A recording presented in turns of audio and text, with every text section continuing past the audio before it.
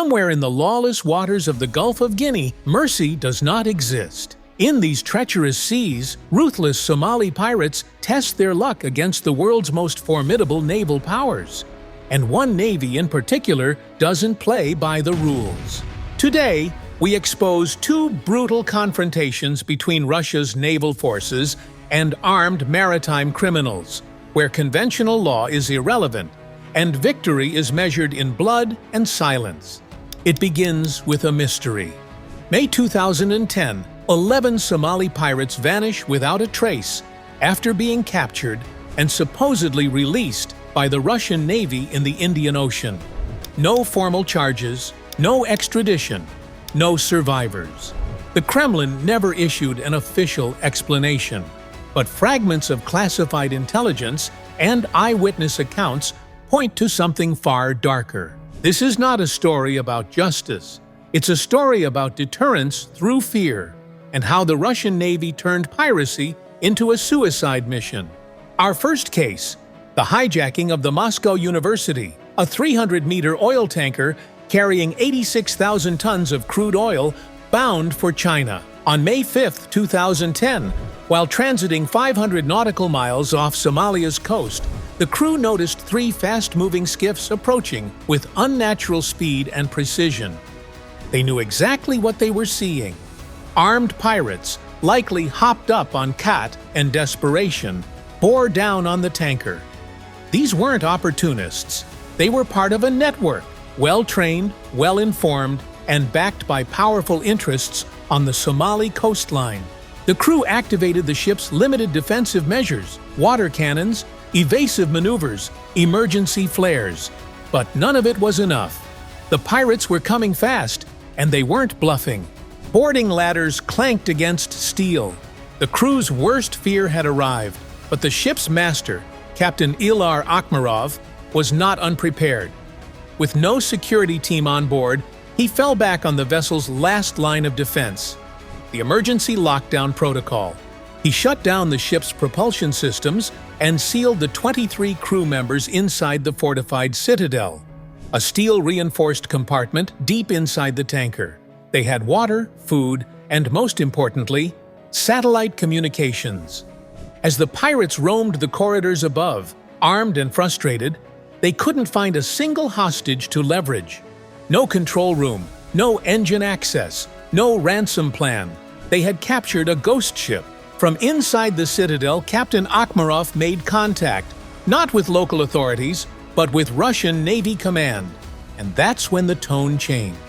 Within hours, the destroyer Marshal Shaposhnikov, a 6,200-ton anti-submarine frigate armed with missiles, CIWS systems, and dual helicopters, was rerouted at maximum speed toward the last known position of the tanker. It was already battle-hardened, having conducted multiple anti-piracy deployments in the Horn of Africa. But this mission was different. The crew wasn't just protecting a ship. They were about to send a message. Before dawn on May 6th, with critical intelligence provided by an Australian surveillance aircraft, the Shaposhnikov launched its Ka-27 helicopter with a marine detachment on board. As it closed in on the hijacked vessel, the pirates opened fire. That was a fatal mistake. The Ka-27 returned fire with a 12.7mm machine gun, immediately neutralizing a pirate on deck. The captain confirmed his crew was uninjured. That greenlit the full assault. Two warning shells screamed overhead from the destroyer's 100mm naval guns, slamming into the sea near the pirate positions. Panic set in. Fast boats carrying Russian Marines moved in under artillery cover. The boarding team breached the deck within minutes. Close quarters combat erupted, short, brutal, and one-sided.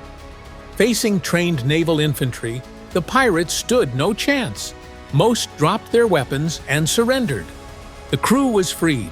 Not a single civilian casualty. But the true story begins after the operation. According to official statements, the captured pirates were placed in an inflatable boat with food and water and released into the open sea. They were over 500 nautical miles from land. No compass, No GPS, just silence. They were never seen again. The Russian Ministry of Defense stated they likely perished at sea. Somali officials accused the Kremlin of extrajudicial execution. Human rights groups protested, but inside the Russian military establishment, the mission was considered textbook. Privately, sources spoke of a darker truth. Testimonies leaked by former naval personnel suggest the pirates were interrogated on board the Shaposhnikov for hours, using tactics that openly violated international law.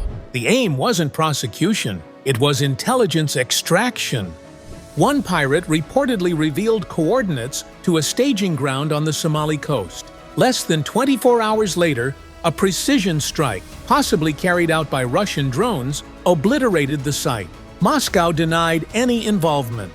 The wreckage told a different story.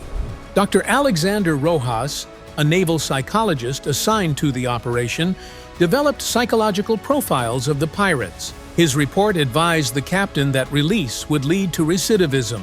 The result? None were released. Declassified ship logs later revealed the Shaposhnikov tracked the pirates' escape boat for 8 hours before the signal was lost. Some accounts mention a submarine surfacing. The men were taken aboard and never disembarked. Whether buried at sea or erased in silence, the message was sent loud and clear. The Russian Navy doesn't detain pirates, it eliminates them. Fast forward to 2021. The Gulf of Guinea, one of the world's most dangerous maritime zones, became the scene of a second confrontation. This time, the Russian destroyer Vice Admiral Kulikov was patrolling West African waters when it intercepted a distress signal from the Panamanian cargo vessel MSC Lucia. Pirates had approached the ship in a fast boat, aiming to board under cover of a tropical storm. Thunder cracked, rain sheeted the sea. Visibility was near zero, but the Russians responded instantly. Despite howling wind and violent waves, a K-27 helicopter lifted off from Kulikov's deck, carrying a full Marine assault team. They reached the Lucia as the pirates began their approach. But something unexpected happened. The pirates fled. No shots fired. The reputation of the Russian Navy, forged in operations like Moscow University, had preceded them. Fear, not bullets, won the battle. The Marines landed, swept the vessel, and rescued the crew hiding in the engine room. No casualties, no gunfire, just the psychological dominance of a force that had already written its rules in fire.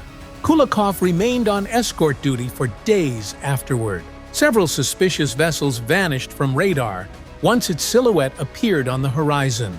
In one intercepted pirate transmission, commanders warned each other to cancel all operations.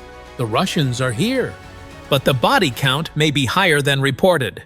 Satellite surveillance recorded multiple pirate vessels disappearing during Kulikov's 4-week deployment. None were logged as arrests. None reached port. International records list them as weather-related losses. Naval insiders suggest another cause: silent disposal. Sources confirm that Russia developed a classified anti-piracy doctrine following the 2010 incident. The Kulikov Manual, as it's nicknamed, was distributed secretly across the fleet. Its contents remain sealed, but its effects are visible. Other navies are taking notes. Chinese intelligence reportedly requested a copy. Western allies have inquired quietly, because what Russia has achieved, turning pirates into ghosts, is something international coalitions failed to do in over a decade. This is the dark logic of maritime deterrence. When the law ends at the shoreline, power fills the void. And in that void, Russia operates with brutal clarity. Eliminate the threat, erase the trail, deny everything. From Somalia to Guinea, the Russian Navy doesn't just hunt pirates. It redefines the battlefield, one operation at a time.